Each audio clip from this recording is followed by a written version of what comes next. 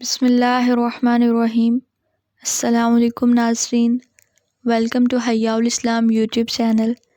آج کی ویڈیو میں ہم بات کریں گے تشہد میں 4 چیزوں سے اللہ تعالیٰ کی پناہ ضرور مانگنی چاہیے۔ مطلب جب آپ نماز پڑھ رہے ہیں تو سلام پھیرنے سے پہلے یہ دعا ضرور کریں۔ سب سے پہلے حدیث مبارکہ سنیں۔ سیدنا ابو ہریرہ رضی اللہ تعالیٰ عنہ سے روایت ہے، رسول اللہ صلی اللہ علیہ وسلم نے فرمایا، تشہد میں 4 چیزوں سے اللہ کی پناہ ضرور طلب کرو۔ دعا یہ ہے، اللہم انی اعوذ بک من عذاب جہنم ومن عذاب القبر ومن فتنۃ المحیا والممات ومن شر فتنۃ المسیح الدجال۔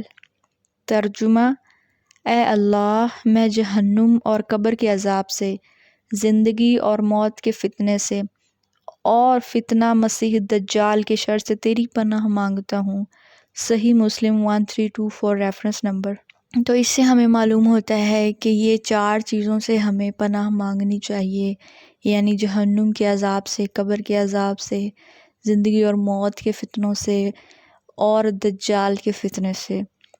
تو نماز میں بھی آپ یہ دعا پڑھ سکتے ہیں اور نماز کے بعد بھی پڑھ سکتے ہیں، صبح شام بھی یہ دعا پڑھیں تو اللہ تعالیٰ ہماری حفاظت فرمائیں گے انشاءاللہ۔